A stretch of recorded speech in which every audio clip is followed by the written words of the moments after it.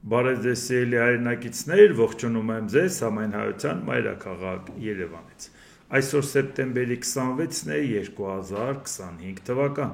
Կխոսենք աշխարհաքաղաքական, տարածաշրջանային, ներպետական ուշագրավ թեմաներից, որոնք կներկայացնեմ իմ մեկնաբանությամբ։ Իհարկե աշխարհի ուշադրության կենտրոնը հիմա Նյու Յորքի վրա է, ՄԱԿ-ի գլխավոր ասամբլեայի հետ կապված, միայն այն չէ, որ դա հոբելյանական 80-րդ նստաշրջանն է, այլ նաև աշխարհաքաղաքական նոր իրավիճակի խմորումներ ու քննարկումներ են գնում, Դոնալդ Տրամփի դիրքորոշումն է կոշտանում Ռուսաստանի հանդեպ,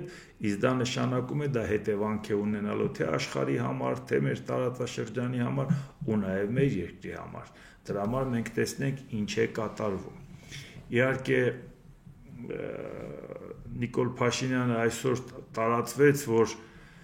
կառավարությունից հայտնում են վարչապետ Նիկոլ Փաշինյանը սեպտեմբերի 26-ից 27-ը աշխատանքային այցով կգտնվի Ամերիկայի Միացյալ Նահանգներում։ Նյու Յորքում Հայաստանի վարչապետը կմասնակցի ՄԱԿ-ի գլխավոր ասամբլեայի 80-րդ նստաշրջանի աշխատանքներին եւ հանդես կգա նստաշրջանի բարձրաստիճան քննարկումների հատվածում։ Այցի շրջանակում նախատեսվում է նաև վարչապետ Փաշինյանի հանդիպումը ՄԱԿ-ի գլխավոր քարտուղար Անտոնիո Գուտերեշի հետ։ Իհարկե Վլադիմիր Պուտինի հետ իր հանդիպման մասին օրեր առաջ դեռ արդեն ասեցին, որ գնում ենք, հանդիպելու ենք Պուտինի հետ եւ այլ, իսկ ինչ վերաբերում էր Մոսկվայից Նյու Յորք գնալու մասին, այսօր ընդամենը ցերեկն է Նիկոլ Փաշինյանը իր Facebook-յան էջով ազդարարել, որ գնում եմ Նյու Յորք։ Եթե ավելի շուտ որոշացել էր, պետք է որ մենք իմանայինք դրա մեջ գաղտնիքը որն է, գլխավոր ասամբլեա, դու էլ գնում ես մասնակցում ես, կամ կարելի էր ասել գնում եմ Մոսկվա, Մոսկվայից հետո Նյու Յորք։ Ամենայն հավանականությամբ Մոսկվայում հասկացավ, թե ինչ խայտառակ ցախողում է այն, որ ինքը այսօր Նյու Յորքում չի։ Եվ դա էր պատճառը, որ անմիջապես արդեն կառավարությունից հաղորդագրությունը գնաց, որ 26-ից 27-ը աշխատանքային այցով լինելու է այնտեղ, երբ որ 26-ը օրը կես էր դառել, էլի։ Դա խոսում է նրա մասին, իհարկե կարելի է ասել, դե գոնե գնաց, էլի, ինչ ա եղել։ Մինչև այդ հանրապետության նախագահներ ընդեղ, արտգործնախարարներ, հանդիպումներ, բնական է դրանից երևում էր, որ այդպես չի լինում, էլի, որ նախագահն էլ գնա, վարչապետն էլ գնա, կարող է նախագահն ու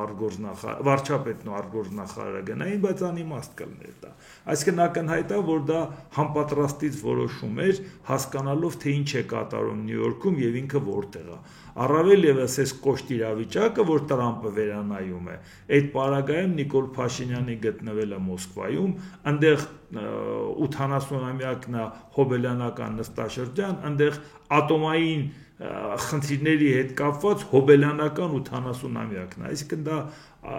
զավեշտ է, էլի, որ այդ պահին այնտեղ պետք է լինի։ Իսկ հիմա նայենք, ի վերջո Մոսկվայից ինչով է գնում Նյու Յորք։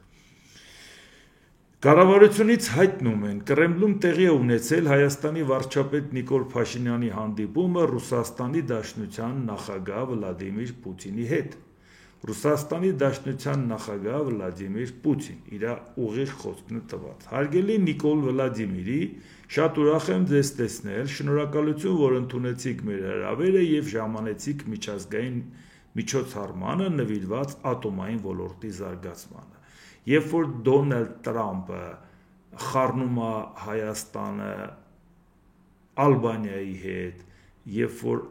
խառնում է Ադրբեջանի անունը, դա ինչ որտեղ հասկանալի է, ինքը շատ քիչ շփում է ունեցել, մինչև այդ էլ բավական հեռու է եղել այդ երկու պետություններից, բայց երբ որ 7 տարվա վարչապետի հետ պարբերաբար շփվում է Վլադիմիր Պուտինը, եւ պարբերաբար շփումների ընթացքում մի ժամանակ ասում է Նիկոլ Վավաևիչ, մի ժամանակ ասում է Նիկոլ Վլադիմիրովիչ։ Երբ որ ինքը ասում է Նիկոլ Վլադիմիրի, այդ ուշադրություն դարձրեք։ Դա ասում է այն ժամանակ, որ ուզում է ասի ժողովուրդ ջան, պատկերավոր ցույց է տալիս, որ հիմա հասկացաք իր Պապանովա։ Գիտենք ժողովուրդ ջան, պետք չէ անպայման այդ բառախաղով բացատրես։ Մենք գիտենք, որ եկել կրոնը հերթական անգամ ընդունել է ավելի ջանասիրաբար, քան մինչև այդ գիտենք։ Բայց եթե դա էր պետք Վլադիմիրիչին մեզ պարզաբանի, դա էլ ենք նկատել, որ պարբերաբար միշտ չի, որ ինքը սխալվում է, էլի, միշտ չի որ ասում Նիկոլ Վլադիմիրովիչ, էդ էլ գիտենք երբ ասում։ Երբ որ ուղղակի ասում է ժողովուրդ ջան, տեսակ, մեծ խոսում էին, տեսար ոնց եկավ նորից պապայությունը ընդունեց։ Ինչ է ասում Պուտինը։ Ընդհանուր առմամբ մեր հարաբերությունները զարգանում են լավ, գրեթե 11 միլիարդ դոլարի առևտրաշրջանառություն ունենք։ Մենք վիճակագրական տվյալներով Հայաստանի հետ 2024 թվականին 11.7 միլիարդ դոլարի ապրանքաշրջանառություն ենք ունեցել, դա ռեկորդային ցուցանիշ է։ Հարաբերությունները զարգանում են նաև բոլոր ուղղություններով։ Մենք միշտ ունենք խոսելու թեմաները, չնայած վերջերս ենք հանդիպել։ Ամեն դեպքում շատ ուրախ ենք ձեզ տեսնել Մոսկվայում, ևս մեկ անգամ բարի գալուստ։ Հայաստանի վարչապետ Նիկոլ Փաշինյան, հարգելի Վլադիմիր Վլադիմիրի, շնորհակալություն համաշխարհային ատոմային շաբաթ միջազգային ֆորումին հրավիրելու համար։ Մեր երկրի համար նույնպես ատոմային էներգիան շատ կարևոր է, դուք ճիշտ նկատեցիք, որ մենք սերտորեն համագործակցում ենք Ռուսաստանի Դաշնության հետ եւ աշխատում ենք հայեկի գործունեության ժամկետը մինչև 2036 թվականը երկարաձգելու նպատակով։ Մենք այժմ աշխատում ենք եւ փնտրում ենք Հայաստանի համար հարմար նախագծեր, փոքր մոդուլային ատոմային հնարավորություններ եւ իհարկե այդ հարցում նույնպես շատ ակտիվ երկխոսություն ունենք Ռուսաստանի հետ։ Երբ որ խոսք է գնում էներգետիկ դիվերսիֆիկացիայի մասին, երբ որ խոսվում է որ կախվածությունը պակասացնենք Ռուսաստանից, այսօր ատոմակայանի կյանքը երկարացվում է մինչև 2036 թվական եւ այդ փոքր մոդուլային ատոմակայանները, որ խոսք էր գնում, որ գոնե Միացյալ Նահանգների տարբերակը քննարկվի, պարզվեց դա էլ է քննարկվում Ռուսաստանի հետ։ Այսինքն կախվածությունը Ռուսաստանից ավելացվում է։ Բացատրություն ինձ թվում է պետք չի, արդեն հասկանալի է։ Մենք շատ արդյունավետ համագործակցում ենք Ռոսատոմ կորպորացիայի հետ։ Ընդհանուր առմամբ մեր հարաբերությունները ըստ նախատեսվածի զարգանում են։ Դուք ընդգծեցիք փոխադարձ առևտրաշրջանառությունը, ճիշտ է, այս տարի որոշակի անկում է նկատվում, դա կապված է որոշ գլոբալ գործընթացների հետ, այսինքն միջպետական հարաբերության հետ կապ չունի։ Բայց ես կարծում եմ, որ կա հնարավորություն աշխատելու այդ ուղղությամբ, որպեսզի մեր փոխադարձ առևտուրը շարունակի աճել այն տեմպերով, որոնք արձանագրվել են 23-24 թվականներին։ Այսինքն, երբ որ նվազել է, մենք չմտածենք ուրիշների հետ աշխատելու մասին, մենք վերականգնենք այդ նվազածը, ավելացնենք, այն դեպքում, երբ որ այդ նվազածի մեջ նաև կար փուչիկ, որը որ տրանզիտ Ռուսաստանին օգնելու որոշակի ապրանքների ծրագրեր էր, որը արանքից դուրս գալուց հետո իրական առևտրաշրջանառությամբ դա լցնելը բավական բարդ է, բայց Նիկոլ Փաշինյանը ցանկանում է դա անել, ոչ թե այլ երկրների հետ, որ դիվերսիֆիկացնենք նաև մեր առևտրաշրջանառությունը։ Իհարկե մեր հարաբերությունների օրակարգը շատ հարուստ է եւ իսկապես ունենք քննարկելու բազմաթիվ հարցեր։ Շնորհակալություն։ Հիմա ես ՆԱՏՕ-ի հետ ներողություն, ՄԱԿ-ի հետ կապված կասեմ, բայց երբ որ ասում ենք 80-ամյակը հոբելյանական նստաշրջանը,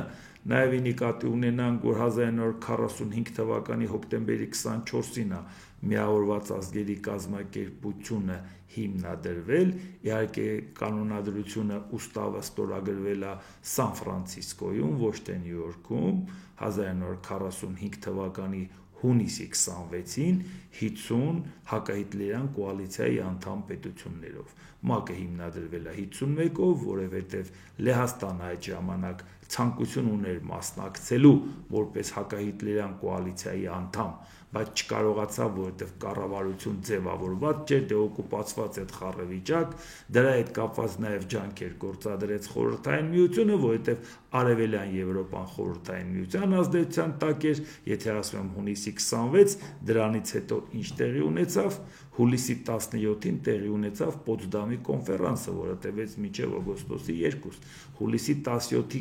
Պոտսդամի կոնֆերանսի ժամանակ Խորհրդային Միությունը այդ հարցը բարձրացրեց, որ բերեք կարգավորենք, որպեսզի Լեհաստանը նույնպես մասնակցի։ Այսինքն Լեհաստանը արդեն ՄԱԿ-ի հիմնադրմանը մասնակցեց։ Բայց խնդիրը այստեղ այն է, որ ՄԱԿ-ը այս ընթացքում ցույց էր տալիս, որ բարեփոխման անհրաժեշտություն կա, կենսունակ չի, որովհետև երկրորդ համաշխարհային պատերազմի արդյունքում ստեղծված մի կազմակերպություն, որի անվտանգության խորհրդի անդամները մշտական վետո իրավունք ունեցող հաղթած երկրներ են։ Այդ դեպքում ինչ է ստացվում։ Այսինքն 80 տարի անցել է, աշխարհը փոխվել է, բայց պարզվում է դեռ Գերմանիան պարտված է, Իտալիան պարտված է, Ճապոնիան պարտված է, անկախ նրանց ազդեցությունից աշխարհի վրա։ Բայց երբ որ փորձում ես դա վերանայել, միանգամից գլուխ են բարձրացնում, բա ինչու Լատինական Ամերիկայից չլինի, Թուրքիան ասում է, բա ինչու մենք չլնենք, արաբական ազդեցիկ պետություններն ասում են, բա ինչու մենք չլնենք, Հնդկաստանը այդ ոնց բաժանեցիք, որ մենք դուրս մնացինք, բայց երբ որ դա ցանկը ավելացնես, առաջանալու է մի խնդիր։ Այդ դեպքում վետո կիրառելը պետք է դուրս գա, որովհետև եթե վետո կիրառելը մնաց, սկի 5 հոգով համաձայնության չեն գալիս։ Դուք պատկերացրեք, թե ինչ տեղի կունենա, եթե այդ 5-ը դառնան անգամ 10։ Իսկ եթե արդեն վետո կիրառելու ձևը փոխես, արդեն դա ուրիշ ընթացակարգ է։ Պետք է կարողանան դրան հասնեն, որովհետև բավական է այն հինը փոխում ես, ընկնում ես կրակը։ Շատ հարցեր է առաջանում, ինչին է, եթե ոչ սա, ինչով չափեցիք դա, ըստ համախառն ներքին արդյունքի, ըստ բնակչության թվի, ըստ պետության կշռի, ինչով չափեցիք։ Ուտեղ արդեն նեղացողները շատ ավելի շատ են լինում։ Այսինքն ուզում եմ ասեմ, որ ՄԱԿ-ի վերակառուցման հարցը այնպես չի, որ պայմանավորված է ուկրաինական պատերազմը, բայց ուկրաինական պատերազմը ցույց տվեց, որ անգամ դա անվտանգության երաշխիք չի, որևէ ձևով, որտեղ մի շարք տեղեր ՄԱԿ-ը կարողանում էր կոալիցիոն ուժեր կազմեր եւ ՄԱԿ-ի հովանու ներքո ագրեսորին պատժեին, բայց երբ որ ագրեսորը ՄԱԿ-ի անվտանգության խորհրդի մշտական անդամ Ռուսաստանն էր, իրանք ցույց տվեցին, թե որքան անզոր են այդ պարագայում։ Այսինքն սա նույնպես խոսում է, որ նոր աշխարհակարգի ժամանակ պետք է մտածել նոր իրավիճակ, որի պարագայում այսպիսի խնդիրներ չառաջանան։ Իհարկե, առաջի համաշխարհային պատերազմից հետո, երբ որ ազգերի լիգան ստեղծվեց, այդ ժամանակ, երբ որ ընդամենը 20 տարվա ընթացքում Գերմանիան կարողացավ հասնել նրան, որ երկրորդ համաշխարհային պատերազմ սկսի, այն դեպքում, երբ որ հասցրեց այդքան սանկցիաների տակ, հասցրեց այդպիսի բանակ ստեղծի, այդ ժամանակ ասում են, որ ազգերի լիգայի անդամ չի Միացյալ Նահանգները, որը որ չկարողացավ նրան ազդեցիկ ներկայացվածություն ունենա, որի պատճառով երկրորդ համաշխարհային պատերազմը սկսեց։ Իհարկե, ազգերի լիգայի նախաձեռնության հիմնադիրը Ամերիկայի նախագահ Վուդրո Վիլսոնն է, բայց այնպես ստացվեց, զավեշտը նա էր, որ ինքը անգամ Նոբելյան մրցանակ ստացավ խաղաղության ազգերի լիգայի նախաձեռնության համար, բայց կոնգրեսը չվավերացրեց Վերսալի պայմանագիրը, որի պարագայում Ամերիկայի Միացյալ Նահանգները ազգերի լիգայի անդամ չեղավ։ Բայց լավ, այդ էլ բացատրեցինք, որ Ամերիկան ներկայացված չէր, երկրորդ համաշխարհային պատերազմն էլ ներկայացված էր։ Իսկ հիմա էլ Ամերիկան շատ լրջորեն ներկայացված է, բայց մենք ճգնաժամի առաջ ենք։ Դրա համար այդ ուշադրությունը ՄԱԿ-ի նկատմամբ մենակ պայմանավորված չի հոբելյանական ամսաթվով, պայմանավորված է նաև նրանով, որ ինչ որոշում պետք է կայացնի։ Եթե Ամերիկայի Միացյալ Նահանգները շատ լրջորեն սանկցիաների տակ կողեր Ռուսաստանին եւ շատ կոշտ կանգնի Ուկրաինայի թիկունքին, դրանից մենակ այդ չի, որ այդ պատերազմում իրավիճակ կփոխվի։ Եթե ՄԱԿ-ը նայում ենք, ինչ էր անում, ագրեսոր Սադամ Հուսեյնին գնանք դուրս շպրտենք, ագրեսոր էս ինչին պատժենք, ՄԱԿ-ը դա էր անում, չէ՞ որ կոալիցիան ուժերն էլ Ամերիկան ձևավորում էր ու այդ հարցերը գնում էր։ Բայց եթե այսօր Ամերիկան կանգնած էր ագրեսորի կողքը, ընդհանրապես ՄԱԿ-ը իմաստել չուներ քննարկել։ Հենց որ Ամերիկան կորոշի կանգնել թույլի կողքը եւ դրանով պատժի ագրեսորին, այդ դեպքում կմտածենք նոր աշխարհակարգի մասին, բարեփոխված ՄԱԿ-ի մասին։ Դրա համար նայենք ի վերջո հիմա ինչ է կատարվում, որովհետև այս ընթացքում լրջորեն փոխվում է Դոնալդ Տրամփի վերաբերմունքը։ Իհարկե շատերն ասում են, որ նրա վերաբերմունքը տատանվող է, պետք չի դրա վրա լուրջ խաղադրույք կատարել, ին վերաբերմունքը Դոնալդ Տրամփի մասին դեռ նախընտրական շրջանից է հայտնի, բայց խնդիրը ուրիշ է, հիմա ինքնանախագահումից սպասենք։ Մանավանդ, որ հիմա եթե ինքը դիրքը կոշտացնի ու կարողանա առաջ տանի, ավելի ռադիկալ պետք է լինի, որ այս կորցրածը հետ բերի, ուզի թե չուզի։ Թուրքիայի ԱՄՆ խաղաղ միջուկային էներգետիկայի ոլորտում համագործակցության նոր մակարդակի են հասել ռազմավարական գործընկերության հուշագիր ստորագրելով։ Փաստաթուղթը ստորագրվել է Սպիտակ տանը, որտեղ ավելի վաղ կայացել էր Էրդողանի և Թրամփի բանակցությունները։ Այն նրանք արդեն մտածում են Թուրքիան, որ մոդուլային ժամանակակից ատոմակայաններ նաև ամերիկյան արտադրության ունենան իրանց մոտ։ Այսինքն Թուրքիան, որը շատ լրջորեն ցանկանում է ստանալ Ամերիկայի Միացյալ Նահանգներից մեր տարածաշրջանի նայողի կարգավիճակը, որ ինքը վստահաբար ասի ես եմ քո գործընկերը, հանկարծ չմտածես, որ դու պետք է գաս ստեղ ելնես, որ դու տիրություն անես կամ քո շահերը արտահայտվի։ Դա մեզ համար վտանգավոր է, որովհետև խոսք էր գնում, որ եթե Տրամփի ուղին բացվի, Ամերիկան ներկայանա, Թուրքիան հետ է քաշվում, ասում են, որ շատ միամիտ եք, որ այդ կարծիքին եք, որովհետև Ամերիկան աշխատում է Թուրքիայի հետ, ուղիղ Հայաստանի հետ չի աշխատում։ Չխաբվեք նրա վրա, որ ձեռք կսեղմեն, կնկարվեն, գեղեցիկ բառեր կշռայլեն, դա քաղաքականություն չի, դա շոու է։ Քաղաքականությունը շատ ավելի ուրիշ ընթացք է ունենում, շատ ավելի հետևողական աշխատանքի արդյունք է լինում։ Հիմա դուք տեսեք Էրդողանի քայլերը Տրամփի հետ կապված, մանավանդ մաքսատուրքերը վերանայեց մինչև Նյու Յորք գնալը։ Բայց դրանից հետո նաև Ամերիկանն էլ Տրամփն էլ ասում է, դե դու բան ունես մեզ համար անելու, որպեսզի մենք քեզ այդ կարգավիճակը տանք։ Ամերիկայի նախագահ Դոնալդ Տրամփը Թուրքիայի նախագահին ակնարկել է, որ ԱՄՆ կարող է վերացնել Թուրքիայի նկատմամբ պատժամիջոցները և թույլ տալ նրան գնել ամերիկյան F-35 ինքնաթիռներ, սակայն ասել է, ցանկանում է, որ Անկարան դադարեցնի ռուսական նավթի գնումները։ Այսինքն ինքը հետևողականորեն դա խոսում է և եվրոպական երկրների մասին, այսինքն Սլովակիա, Հունգարիա, հետևողականորեն խոսում է նաև Թուրքիայի մասին։ Ուզում ես լինենք լավ գործընկեր, դու պետք է դադարեցնես Ռուսաստանի հետ նավթի գործարքը։ Իսկ դա բավական ծանր է Թուրքիայի համար, բայց Թուրքիայի համար Ամերիկայի դերակատարությունը չկորցնելը, Ամերիկայի բարեհաճությունը չկորցնելը ավելի կարևոր է։ Հիմա շարունակությունը նայենք։ Անդրադառնալով լրագրողների հարցին, թե արդյոք նա պատրաստ է գործարք կնքել Թուրքիայի F-35 մատակարարելու համար, Տրամփն ասել է. կարծում եմ նա հաջողությամբ կկարողանա գնել այն, ինչ ցանկանում է։ Տրամփը նաև ասել է, որ կարող է շատ շուտով վերացնել Թուրքիայի դեմ պատժամիջոցները։ Նա հավելել է, եթե իրենց հանդիպումը լավ անցնի, ապա դա կլինի գրեթե անմիջապես։ Այսինքն ինքը դեռ պայման է դնում, այնպես չի, որ իրար սիրաշահեցին ու անցավ։ Բան եմ ասում քեզ, եթե անելու ես, ուրեմն կանաչ ճանապարհ քեզ։ Բայց սա ուրիշ հարց է նաև։ Բացի այն, որ Թուրքիայի դերակատարությունը մեծանում է նաև այս տարածաշրջանում ու ընդգծված ձևով նաև Հայաստանի հետ կապված, իսկ Հայաստանի իշխանությունները Թուրքիայի հետ կապված բացարձակ դիմադրություն չունեն, ոտերն ընկած են։ Նաև ուրիշ խնդիր։ Եթե այսպիսի հետևողականորեն Տրամփը խոսում է սանկցիաներ բոլորը պետք է կիրառեն Ռուսաստանի դեմ, այս այն Ռուսաստանն է, որից Նիկոլ Փաշինյանը գցվում էր դեպի Նյու Յորք։ Այս այդ Ռուսաստանի մասին է խոսքը, որի հետ ինքը հեռանկարային պլաններ է կազմում, որտեղ Նյու Յորքից էլ նայում են, բա դու ուր ես։ Ում հետ ես գնացել հեռանկարային պլաններ կազմում։ Այդ ընթացքում մինչև այդ գեղեցիկ բառերը շռայլում էին, Տրամփը այստեղ նայող է նշանակում։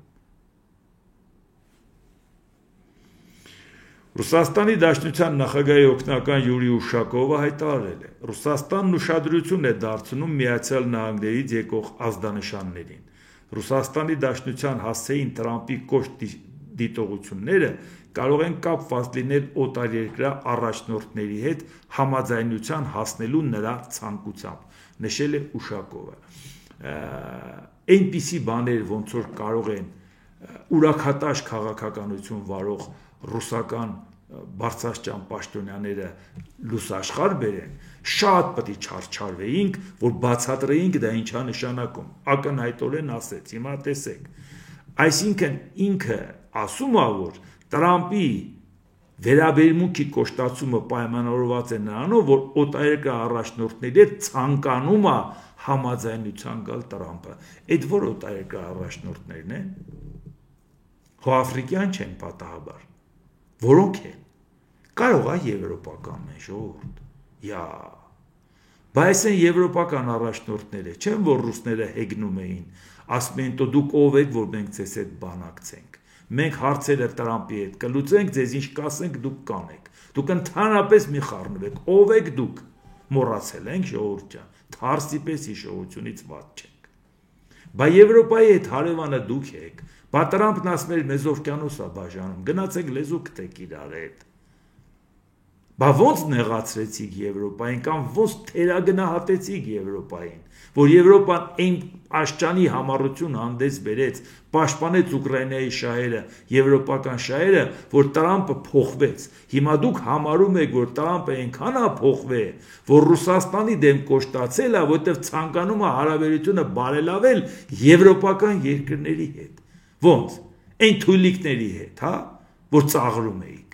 Հիմա հասկացաք ինչ է նշանակում միասնական կանգնել եվրոպական իրավունքներն ու քաղաքականությունը պաշտպանել։ Հիմա հասկացաք, որ միշտ ասում են, որ այսինքն միշտ ասելով 20 տարի ասում եմ, նոր չեմ ասում, հատկապես նաև հիմա նույնիսկ եթե տարաձայնություն կա Տրամպի եւ Եվրոպայի միջև, պետք է ուղղակի երազել, որ այդ տարաձայնությունը չլինի։ Արևմուտքը գործի միասնաբար, բայց այդ պարագայում, եթե հարցը առաջանում, բայց դեպքում ով էր ճիշտ կամ սխալ, ես մշտապես ասել եմ, ճիշտ է եվրոպական քաղաքականությունը, մեզ համար էլ ճիշտ է եվրոպական քաղաքականությունը, դա համակարգ է, այդ համակարգի մեջ լինելով դու կլուծես թե ռազմաքաղաքական եւ տնտեսական հարցեր եւ շատ ավելի հեշտ կլուծես քո հարցերը Միացյալ Նահանգների հետ, որը օվկիանոսից այն կողմ է։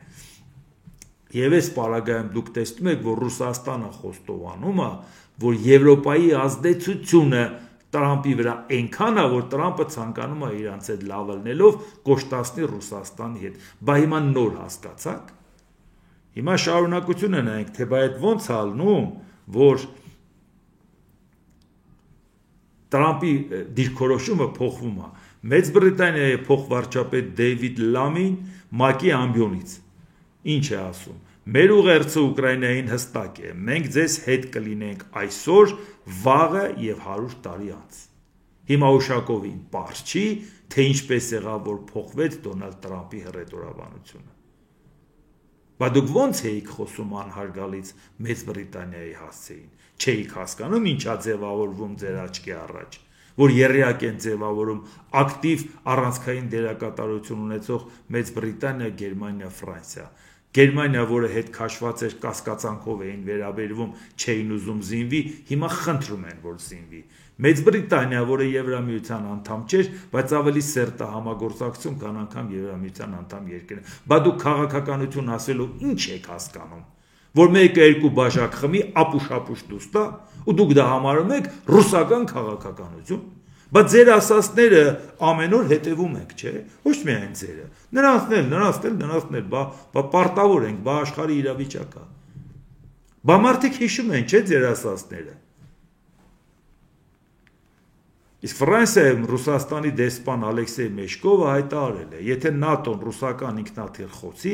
ապա դա ռազմական հակամարտության սկիզբ կնշանակի։ Այսինքն ռուսական ինքնաթիռը մտնում է ՆԱՏՕ-ի տարածք, եթե ռուսական ինքնաթիռը ՆԱՏՕ-ն խոցի, ռազմական հակամարտություն։ Մի հատ ուզում եմ իմանամ, դա որն է, հարձակվելու է ՆԱՏՕ-ի վրա։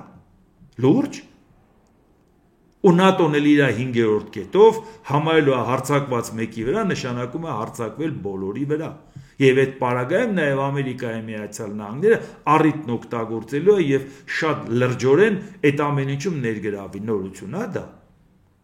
Այսինքն իրավիճակ փոխվել է, չեք հասկանում, որ այս սպառնալիքը ի վնաս ձեզ է։ Այս սպառնալիքը վերցնում են ու ասում են, ժողովուրդ, տեսնում եք սրանք ոնց են իրանց պահում։ Բայց այս ամեն ինչը այս հակամարտության ընթացքում մեր իշխանությունը Ռուսաստանում էր ախր։ Բայց դա է մտահոգիչ է։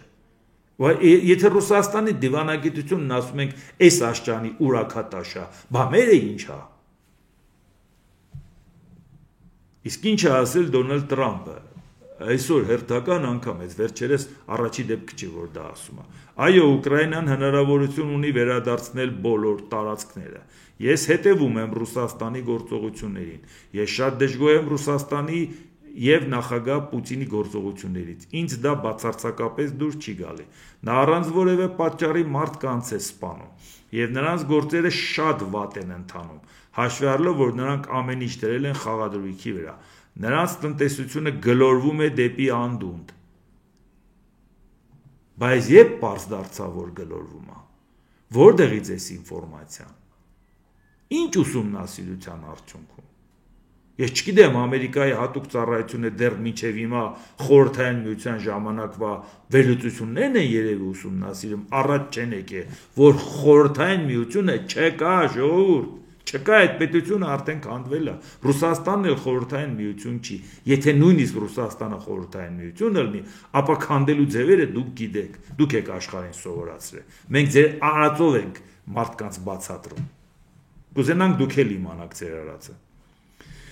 Նրանք ռմբակոծում են ամեն ինչ եւ շատ քիչ տարածքներ են գրավում, եթե ընդհանրապես գրավում են։ Հիմա նոր պարզ դարձավ, որ մի քանի կիլոմետր առաջ գնալ այդպիսի ֆանտաստիկ կորուստներով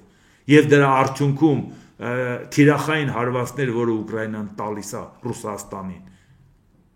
էներգոհամակարգերին, բազաներին, ռազմական օբյեկտներին, Ռուսաստանը դրա դիմաց ինչ է անում։ Խաղ բնակչությունն է կոտորում, որ աուսարսափ տարածի, 4 տարին է չեք հասկանում, որ աուսարսափ չեք տարածում, ատելություն եք տարածում, ու աշխարհը այդ ամեն ինչը նայում է։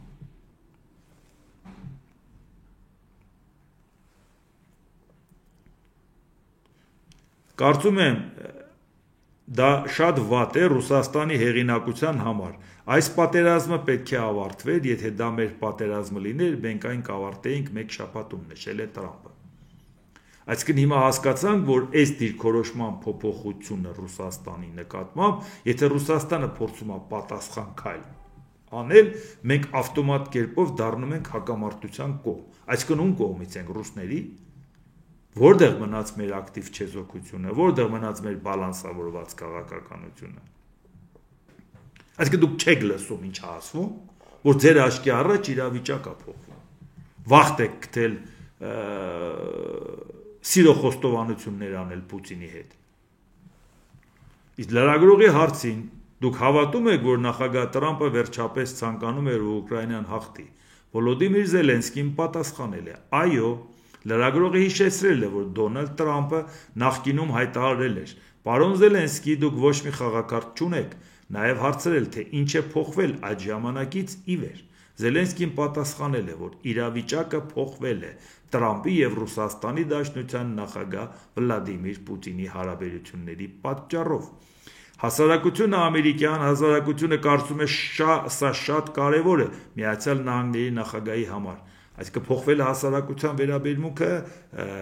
հանրային աջակցությունը կարևորագույն նշանակություն ունի ցանկացած առաջնորդի համար։ Ամերիկյան հասարակությունը չի հարգում կամ չի վստահում Պուտինին, եւ նրանք ըստ էության չեն հավատում, որ նա ցանկանում է ավարտել այս պատերազմը։ Այսինքն Վոլոդիմիր Զելենսկին Ամերիկայում ասում է, որ Ամերիկայի հասարակության վերաբերմունքը նաև ազդեց Տրամպի վրա։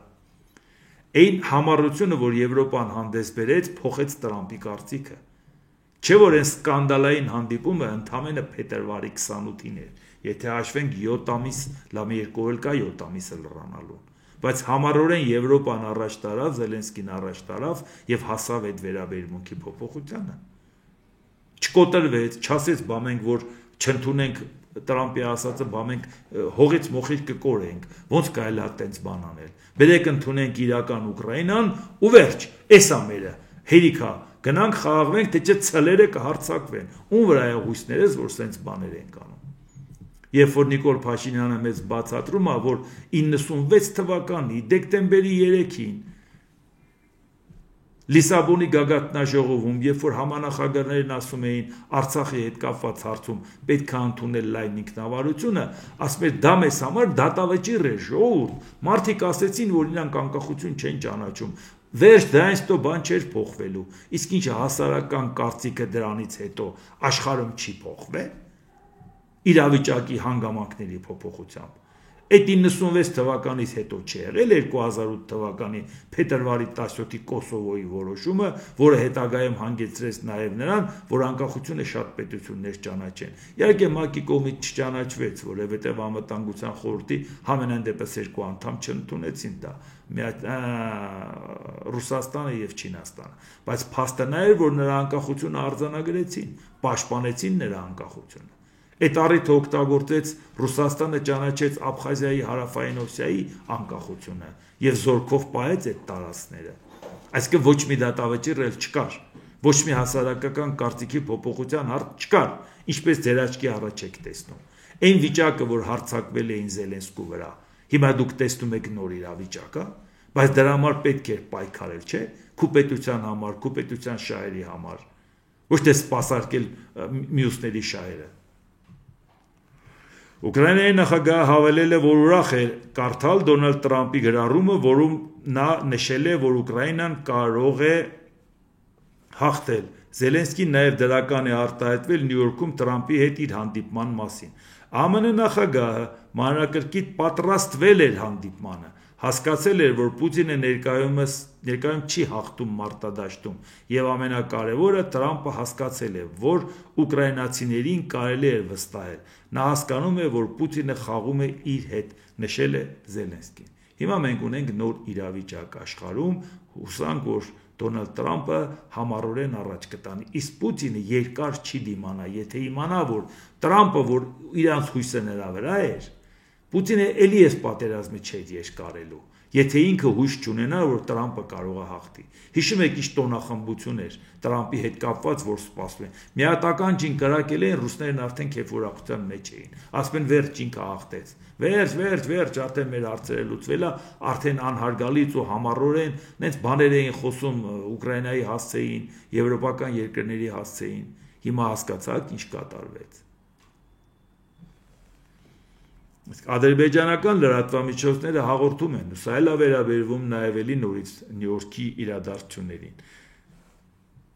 Վաշինգտոնյան գագաթնաժողովի կարևոր արդյունքներից մեկը Թրամփի միջազգային խաղաղության եւ բարգավաճման ուղին թրիփն է, որը կապահովի Զանգեզուրի միջանցքով անարգել անցումը եւ կամրապնդի տարածաշրջանային կապերը։ Այսինքն Ալիևը սա Ալիևի զեկույցն է, ելույթն է, որը ՄԱԿ-ում ունեցել է, նորից հիմա ասում է այդ հատվածը, որը Հայաստանով անցնում է, դա Տրամփի ուղին է, բայց ամբողջ ճանապարհը կոչվում է Զանգեզուրի միջանցք։ Այսինքն Հայաստանից դուրս ծառացքը ինչի է կոչվում Զանգեզուրի միջանցք։ Բա մեզ բացատրում էին, ասում էին, որքանով է գեղեցիկ, որ Արարատը, որը որ մեր տարածքում չի, լինի մեր կնիքի վրա։ Ախր դրանով մեր պատին նկար կպցնենք, բա մեր հարևանները չեն նեղվի։ Այսինքն մեզանից խլացի նկարը որ կպցնենք, հարևանները կնեղվեն։ Բա հիմա հարց, բա դուք չեք մտածում, որ հարևանը չի մտածում, որ դուք կնեղվեք թե չէ։ Ասում սա Զանգեզուրի միջանցքն է, որովհետև մենք ուզում ենք անխոչնդոտ ճանապարհ, ընդհանրապես մի հատվածը, երբ որ կլինի Ամերիկայի տիրապետության տակ, ամբողջ Զանգեզուրի ճանապարհը կլինի մերը։ Այդ են բացատրում բարդ է այդքան հասկանալ ՄԱԿ-ի ամբիոնից, Տրամփի ներկայությամբ։ Ալիևը շնորհակալություն է հայտնել ԱՄՆ նախագահ Դոնալդ Տրամփին ադրբեջանա-ամերիկյան հարաբերություններում նոր գլուխ բացելու, հարաբերությունները ռազմավարական գործընկերության մակարդակի բարձրացնելու որոշման եւ Ադրբեջանի ու Հայաստանի միջև խաղաղության գործընթացին աջակցելու համար։ Ալիևը հայտարարել է, որ Տրամփի որոշումը կասեցնելու 1992 թվականին Ադրբեջանի դեմ կիրառված պատժամիջոցները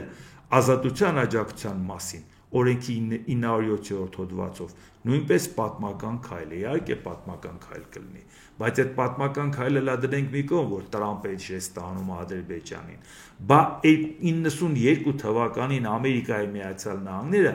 ագրեսոր է համարել Ադրբեջանին։ Բան չէ մտցրել էս հոդվածը։ Բա Նիկոլ Փաշինյանը մեզ բացատրում է, որ 91 թվականին հիմա էլ իրան ճղում է, ասում է Հայաստանի իշխանությունները իմանալով, որ դա մերը չի, 91 թվականի փաստաթղթից հետո ո՞նց են իրանք պատերազմի մեջ մտել, ո՞նց են պայքարել Արցախի համար, ո՞նց եք զորք ուղարկել Արցախ։ Արցախ, որ իրանք զորք են ուղարկել, այդ մասին Ամերիկան չգիտեր։ Բա Ամերիկան ինչի էր ագրեսոր ճանաչում Ադրբեջանին։ Ուրեմն այն ժամանակ ագրեսորը Ադրբեջանն էր, որ Ադրբեջանն էր հարձակվել։ Հիմա այսօր իհարկե ուրիշ այս բանաձևի հետ կապված Ալիևը ասում է մի բան, բայց դե մենք հոտողատակեր կարդալ գիտենք։ Ալիևն ասում է ուրախ եմ, որ դու 92 թվականի որոշումը, որ Ադրբեջանն ագրեսոր էր, հիմա վերանայեցիր, դա հարցի մի կողմն է, թե ոնց եղավ, որ մենք հասանք դրան, որ դա վերանայվեց, շատ վատ է, բայց հարցը մի ուրիշ կողմն է։ Ադրբեջանը հրապարակային ասում է, որ Ամերիկա ջան, ուրախ եմ, որ այլևս դու հիմա հանել ես, բայց 92 թվականին դու ագրեսոր էիր ճանաչում Ադրբեջանին։ Իսկ Նիկոլ Փաշինյանը ագրեսոր է ճանաչում հայոց բանակը, որը պաշտպանել է Արցախին։ Այ հիմա հասկանում եք ինչ է կատարվում, ժողովուրդ ջան, բայց ենք ասում։ ԱՄՆ նախագահ Դոնալդ Տրամփին նախորդին Սպիտակ տանը Թուրքիայի նախագահ Ռեջեփ Թայիփ Էրդողանի հետ հանդիպման ընթացքում լրագրողներից մեկը հարցրել է Վաշինգտոնում օգոստոսի 8-ին Հայաստանի վարչապետ Նիկոլ Փաշինյանի ու Ադրբեջանի նախագահ Իլհամ Ալիևի միջև կայացրած եռակողմ գագաթնաժողովի մասին։ Լրագրողի հարցին դուք մի քանի ամիս առաջ հանդիպել եք Ալիևի եւ Փաշինյանի հետ, բայց այդ մի քանի ամիսը ո՞րն էր։ Օգոստոսից սեպտեմբեր մի քանի ամիս, այս տանաշենները մի հատ չեն էլ նայում։ Ամսաթվերը չեք հիշում, բաժանորդագրվեք Էդվարդ Անտինյանի YouTube-յան ալիքին, ես այդ ամեն ինչը կասեմ կհիշեք, սխալ բան չասեք, Ամերիկայի նախագահին հարց եք տալիս, ասեք մի քանի ամիս առաջ։ Հիմա ասում մի քանի ամիս առաջ հանդիպել եք Փաշինյանի եւ Ալիևի հետ։ Կարող եք մանրամասնել, Թրամփն արձագանքել է, որտեղ Լրագրողը կրկնել է հարցը, դուք հանդիպել եք Ադրբեջանի նախագահ Ալիևին ու Փաշինյանին։ Կարող եք մանրամասներ ասել ներկա իրավիճակից։ ԱՄՆ նախագահը պատասխանել է, որ չեմ կարող։ Այդ մարդը չի հիշում, ժողովուրդ ջան։ Այդ մարդը չի հիշում։ Այդ մարդու համար այդ իրադարձությունները տպավորված չեն։ Ուղղակի իրան հետաքրքիր է, որ այդ մարդիկ ներկայացել են իրան Նոբելյան մրցանակի։ Այսինքն շատ լուրջ բաներ ակնկալելուց առաջ պետք է մտածենք, թե մենք ինչ քայլեր ենք արել, որ մեր անվտանգության երաշխիքը համակարգված ձևով ապահովենք։ Իսկ դրա անվտանգության երաշխիքը Եվրամիությունն է։ Եվրամիության անվտանգային համակարգն է, որը ավելին է, քան անգամ Եվրամիությունը, որովհետև Մեծ Բրիտանիան Եվրամիության անդամ չի, որովհետև Կանադան, որը դրան ուղիղ մասնակցում է Եվրամիության անդամ չի, Ավստրալիան Եվրամիության անդամ չի, Ճապոնիան Եվրամիության անդամ չի։ Սա մասին ենք ասում։ Մարդը նույնիսկ չի հիշում, որ անցյալ ամիս իրար հետ զրուցել են այդ թեմայով։ Ասում է ով, ում հետ, եւ որտեղ ենք հանդիպել։ Իսկ այս մարդը ծաղրում էր Բայդենին, ասում էր մեծացել է, խելքը գցել է, չի հիշում իր տեղը ստորագրել են։ Բայց հիմա ինքը Բայդենից իր տարիքային տարբերությունն այնքան է, որ իր պաշտոնավարման ընթացքում իր տարիքը հավասարվելու է Բայդենի պաշտոնավարման ժամանակվա տարիքին։ Այդ դեպքում ո՞նց է ինքը ընդունելու, եթե տարիքը ծաղրում ես։ Մենք կարող ենք ասել, որ այդ տարիքը իսկապես բարդ էր, այդ տարիքում շատ հարցեր արդեն Ամերիկայի համար դա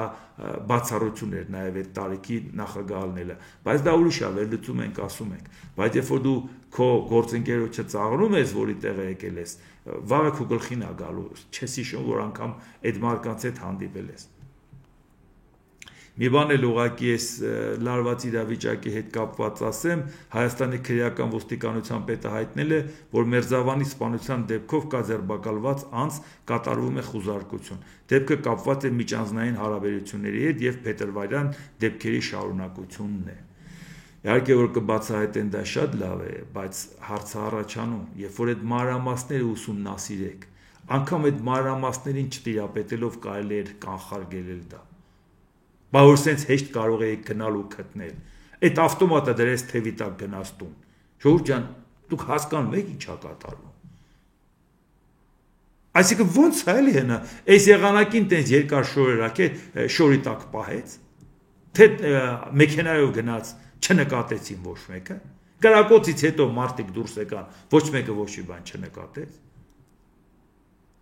Բայց այդ ամեն ինչը ուսումնասիրեք, որ նա նախապես պատրաստվել էր, որ գար այդ վենդետայի հարցը լուծել, մանավանդ կասկածներ միշտ ունեցել եք, որ դա կարող էր։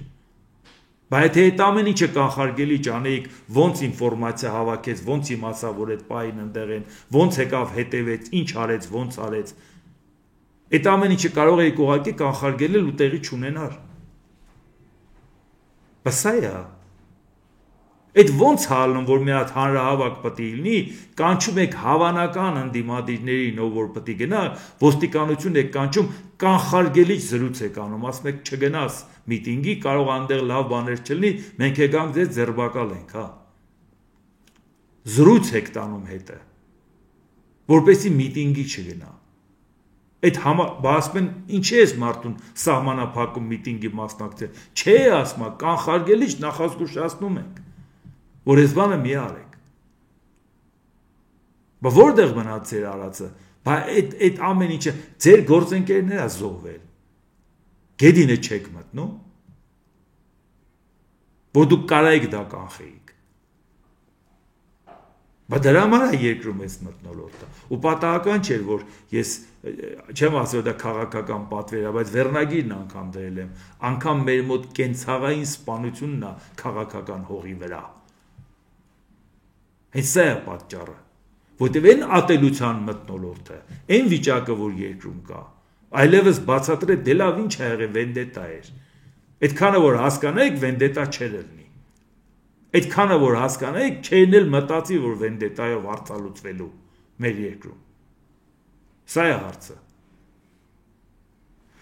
Դե ինչ, այսօր այսքանը, եթե հավանեցիք, սեղմեք լայք կոճակը, բաժանորդագրվեք այդ Վարդ Անտոնյան YouTube-յան ալիքին, սեղմեք զանգակ կոճակը, գրեք մեկնաբանություններ, գրեք հարցեր, դիտեք եւ դատեք ինքներդ։ Շնորհակալություն։